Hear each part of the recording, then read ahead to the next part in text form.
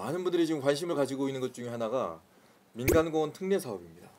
일단은 민간공원 특례 사업이 어떤 건지를 좀 설명을 좀 해주시죠. 제가 한번 설명을 드리면요. 우리 광주 주변에는 그 도시공원이라는 것들이 꽤 많은데 이게 도시공원으로 지정은 됐지만 안에 소유권이 개인도 있고 뭐 기업도 있고 이러다 보니 이걸 개발할 수가 없었어요. 네. 그래서 정부가 지난 2020년 7월을 기점으로 이 도시공원 일몰제라는 걸 적용을 했습니다.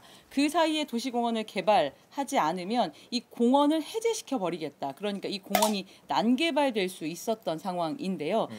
이걸 어떤 식으로 풀어야 공원도 살리고 그리고 주민들이 이 공원을 허파로 이용하고 있고 휴식처로 이용하고 있었던 상황이어서 어떤 식으로 풀면 좋을까 해서 만들어낸 게 이 특례 사업입니다. A라는 민간 사업자에게 이 공원의 부지를 전체를 사들이게 한 다음에요.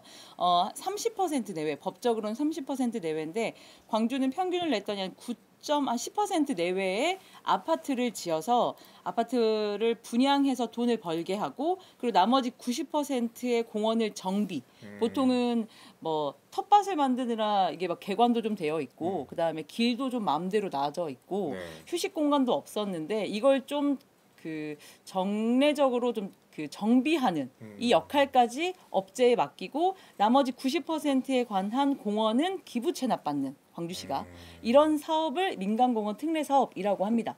광주에서는 지금 9개 공원에 10개 지구 이게 중앙공원 같은 경우에서는 광주에서 가장 큰 공원이기 때문에 시청자분들 잘 아시겠지만 1지구, 2지구 나누어서 총 10개 사업 지구에서 이 사업이 진행되고 있습니다. 90%는 공원으로 이제 개발자가 어떻게든 이제 정비하게 만들고 10%만 아파트를 올리는데도 수익이 나오니까 지금 들어온다는 얘기인가요? 그렇죠. 이게 아파트를 분양하는 데 있어서 네. 분양가를 아마 그 사업자들이 적정선으로 책정하게 되면은 그만큼의 수익이 나오게 되고 그 이제 그 사업자들이 토지를 매입하는 데 쓰는 비용이 있잖아요. 네. 그것까지도 다 이제 보전이 되는 그런 형식으로 가는 거죠. 지금 그러면 얼마나 진행이 됐습니까? 그것도 제가 한번 설명을 드리면요. 이 공원 같은 경우에는 지금 주변에 가다 보면 착공하고 있는 곳도 꽤 있고 분양이 시작된 곳도 있습니다. 여기 지금 화면에 나오는 곳이 지금 어디죠? 중앙공원 1지구입니다. 지금 어제 저희가 촬영한 저희 영상 기자가 촬영한 드론인데요. 네. 실제로 이런 식으로 듬성듬성 그냥 녹지 형태였고요. 네. 지금은 일부 벌목 그리고 일부 건축물을 좀 걷어내면서 이렇게 좀 보여지는데요. 여기가 지금 비공원 시설 그러니까 공동주택이 들어설 아파트 단지가 들어설 부분들은 현재 이런 식으로 아파트 착공 공사가 착공이 돼서 공사가 진행되고 있습니다. 야, 지금 보시는 거 전부 다 중앙공원 1지구 모습입니다. 그럼 옆으로는 다 숲인 거예요, 그러니까? 네, 맞습니다. 10개 사업지구 중에 최초 분양가와 지금 분양가, 지금이 분양가가 확정된 곳이 총 4곳입니다.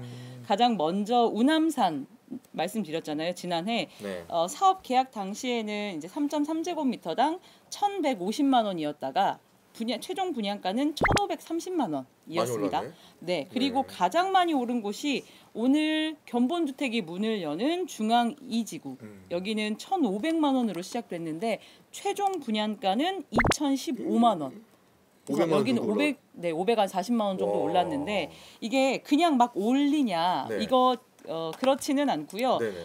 타당성 검증이라는 이게 말씀하셨던 것처럼 2020년, 2021년에 결정된 분양가, 그러니까 예정 분양가였는데 아시다시피 그 사이에 인건비며 자재비며 뭐 금융비용이며 상당히 오르고 중요한 건 지역의 기본 평당 분양가의 수준 자체가 올라가서 이걸 변경할 수밖에 없잖아요. 그런데 우리 김기빈 선배가 말씀하셨던 것처럼 너무 과도하게 흔히 이야기해서 숲품하잖아요. 네. 숲을 품은 고급 아파트가 지어질 수 있는데 이럴 거면 엄청 올리지 않겠냐라는 우려 때문에 민간 사업자가 자, 저 이제 행정 절차 마쳤습니다. 타당성 검증을 해주세요. 어떤 타당성 검증이냐? 제가 요만큼 올리고 싶은데 평당 분양가에 대한 타당성 네, 검증을 해달라. 분양가뿐만 아니라 이제 총사업비에 대한 그 타당성 검증을 하는데요. 민간 사업자가 이 사업비를 산출해서 가지고 옵니다. 그러면 광주시가 세개 기간 그러니까 지정을 해놨거든요. 뭐 예를 들어서 주현정이라는 기업이 최원웅이라는 기업에 둘이 이렇게 사전에 입맞추고 할 수 있으니까 그렇지 않게 전남대학교, 조선대학교 그리고 광주연구원 이렇게 세 곳의 검증 기관을 지정을 했고요. 그 중에 한 곳이 결정이 되면 그다음에 또 LH와 부동산원 그 전문가들로 전문위원단을 구성을 해놓았어요. 여기에서 또 용역을 진행을 합니다. 1차 용역을. 이게 적절한 선인지. 그리고 난 다음에 도시계획위원회에서 최종 심의를 받아야 이 분양가가 확정되는 거, 그 절차가 있고요. 기존 분양 시장은 어떻습니까? 이게 기존에 살고 계시는 분들이 이쪽으로 다 옮겨오는 거잖아요. 네네. 그럼 여기도 좀 활성화가 돼야 전반적인 아파트 경기라든가 부동산 경기가 올라갈 텐데 어떻습니까? 기존 아파트 말씀하시는 거죠. 그러니까 우리 광주 같은 경우에는 21년도까지 상당히 엄청 많이 올랐습니다. 올랐다가 이게 너무 많이 오르다 보니까 22년도에 들어와가지고는 조금씩 이제 시민분들이 많이 그 가격에 지치신 것 같아요. 그래서 상승률이 좀 떨어지다가 작년 하반기부터 금리가 갑자기 확 오르기 시작합니다. 맞아요. 네, 그러다 보니까 그 반비례해서 거래량부터 확 떨어지기 시작하고 거래량이 떨어지니까 가격 또한 떨어지기 시작했습니다. 네. 그래서 작년 12월에 그게 피크였어요. 네. 작년 12월에 한국부동산원 통계 기준으로 매매 거래량, 아파트 매매 거래량이 600여 세대밖에 안 됐거든요. 근데 최근 5년 동안 12월 달에 평균 거래량은 2,500세대였습니다. 거의 5분의 1 수준으로 떨어져 버린 거죠.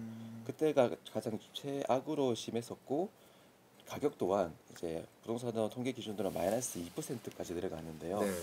그 부동산원이 통계를 작성한 이래 그렇게까지 떨어진 건 처음이었습니다. 가장 최저의 침체 기회가 왔었고 그 뒤로 이제 올해 들어와 가지고는 이제 정부에서 부랴부랴 여러 가지 좀 규제 완화 정책을 발표를 했죠. 그렇죠. 네, 뭐 대표적인 게 일단은 뭐 특례보금자리론처럼 금리가 너무 높으니까 조금 저리로 대출 받을 수 있는 그 마련을 해줘가지고 특례보금자리론을 통해서 조금 수요를 다시 이끌어내는 그런 시도를 했었고요. 또 광역시 같은 경우에는 전매 제한 걸려있던 것도 4월부터는 해제가 됐습니다. 그런 것들 그러다 보니까 조금씩 1월부터 지금 6월, 7월까지는 거래량도 그렇고 가격도 그렇고 조금씩 하락폭을 줄여 나가고 있는 그래서 보합으로 점점 가고 있는 그런 상황이라고 보시면 될 것 같습니다. 예. 다만 서울과 수도권은 이미 뭐 부동산 통계에 따르면은 거의 보합을 넘어서서 상승으로 전환된 분위기로 이제 조금 된 것 같고 지방 광역시는 그래도 조금 천천히 따라가는 그런 분위기입니다. 언제 어디서나 내 손 안의 뉴스. 광주 MBC 뉴스 유튜브 구독으로 함께하세요.